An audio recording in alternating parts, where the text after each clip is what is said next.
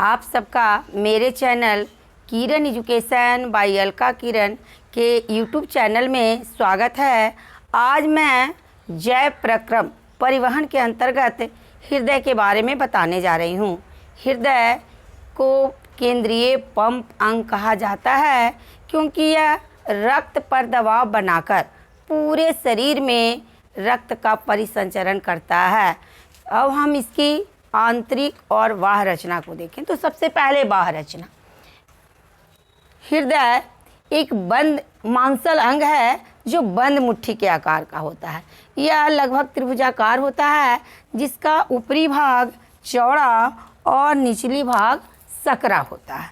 और इस तरह से हृदय पेरिकार्डियम की एक दोहरी झिल्ली से घिरी होती है जिसके बीच में उपस्थित द्रव हृदय को बाहरी आघातों और उसके पंपिंग क्रिया के कारण घर्षण से बचाता है।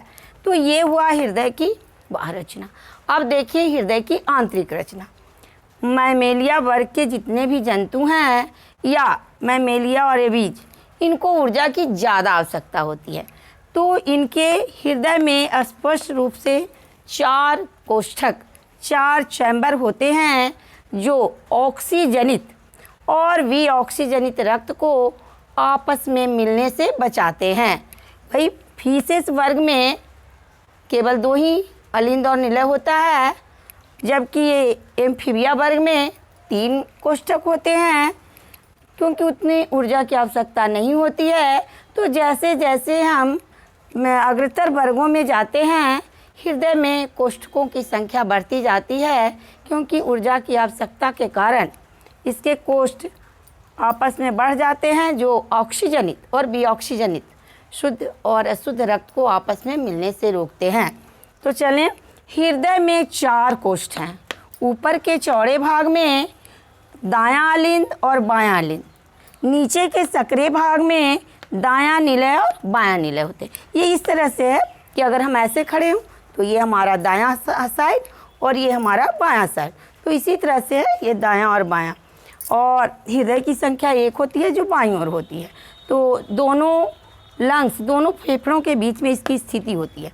तो दायां अलिंद बायां अलिंद ऊपर की ओर चौड़े भाग में और दायां निलय बायां निलय सक्रिय भाग में।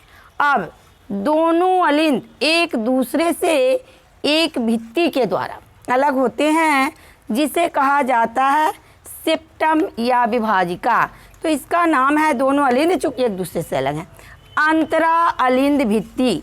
इस भित्ति का नाम हुआ अंतरा अलिंद भित्ति। उसी तरह से दोनों निलय भी एक दूसरे से एक भित्ति के द्वारा अलग होते हैं जिसे कहा जाता है अंतरा निलय भित्ति। अब दायां अलिंद दाएं निलय में एक छिद्र के द्वारा खुलता है जिसे कहते हैं दायां अलिंद निलय छिद्र।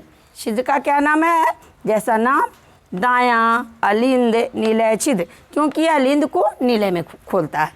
उसी तरह से बायां अलिंद बाएं निलय में एक छिद्र के द्वारा खुलता है जिस छिद्र का नाम है बायां अलिंद निलय छिद्र। अब दाएं निलय के निचले भाग से एक नली निकलती है जो अशुद्ध रक्त को ले जाती है और ऊपर जाकर 2 भाग में बढ़ जाती है क्योंकि दोनों लंग्स में इसको ले जाना है। इसको कहते हैं फुफ्फुस धमनी। उसी तरह से बाएं निलय के ऊपरी भाग से एक नलिका निकलती है जिसको कहा जाता है महाधमनी। ये शुद्ध रक्त को सारे शरीर में भेजती है। अब दाएं अलिंद में सारे शरीर का ऊपर से अग्र महाशिरा के द्वारा, नीचे का शुद्ध रक्त पश्च महाशिरा के द्वारा। तो दाएं अलिंद में अग्र महाशिरा और पश्च महाशिरा के द्वारा अशुद्ध रक्त आता है। उसी तरह से बाएं अलिंद में लंग्स, फेफड़े से शुद्ध किया हुआ रक्त फुफ्फुस शिरा के द्वारा आता है। तो ये हुआ हृदय की रचना। अब हम समझें हृदय की क्रियाविधि, कैसे हृदय कार्य करता है। तो हाँ यहाँ पर है, इस छिद्र के पास त्रिदली कपाट लगा होता है। उसी तरह से दायां अलिंद निलय छिद्र के पास द्विदली कपाट, बायां अलिंद निलय छिद्र के पास द्विदली कपाट लगा होता है। अब क्रियाविधि में आए, दोनों अलिंद या दोनों निलय में न तो एक बार रक्त भरता है न एक बार खाली होता है। एक बार दोनों अलिंद भरते हैं और एक बार दोनों निलय भरते हैं। कैसे, इसको देखते हैं। सर्वप्रथम सारे शरीर का शुद्ध रक्त पश्च महाशिरा के द्वारा और अग्र महाशिरा के द्वारा दायां अलिंद में आता है। दाएं अलिंद से त्रिदली कपाट के द्वारा दाएं निलय में आता है और दाएं निलय से फुफ्फुस धमनी के द्वारा, ये धमनी फुफ्फुस धमनी के द्वारा ये शुद्ध होने के लिए कहाँ चला जाता है, लंग्स में। चूँकि लंग्स की संख्या 2 है तो इस तरह से ये शुद्ध होने के लिए दोनों लंग्स में चला जाता है। अब उसी तरह यहाँ लंग्स में शुद्ध होने के बाद, लंग्स में जाने के बाद, फेफड़े में जाने के बाद इसको ऑक्सीजन मिलती है और ये कार्बन डाइऑक्साइड दे देता है ऑक्सीजनित रक्त। अब यहाँ से फुफ्फुस शिरा से, दोनों से ही ऐसे फुफ्फुस शिरा के द्वारा बाएं अलिंद में आता है। यहाँ पर थोड़ा सा ये है, कल बताए थे वीडियो में, धमनी का मतलब शुद्ध रक्त का प्रवाहित होना और शिरा का मतलब अशुद्ध रक्त का प्रवाहित होना। लेकिन दाएं निलय से जो रक्त जा रहा है वो अशुद्ध है, लेकिन इसका नाम है फुफ्फुस धमनी। यही अपवाद है, ये अपवाद हुआ। उसी तरह से फेफड़े से शुद्ध किया हुआ रक्त बाएं अलिंद में आता है, लेकिन इसका नाम है फुफ्फुस शिरा, जबकि शुद्ध रक्त ला रहा है, तो ये भी अपवाद है, ये इम्पोर्टेंट। अब जब फुफ्फुस शिरा के द्वारा बाएं अलिंद में रक्त आता है इस तरह से, तो उसके बाद बायां अलिंद निलय छिद्र के द्वारा होते हुए ये बायां निलय में पहुंच जाता है।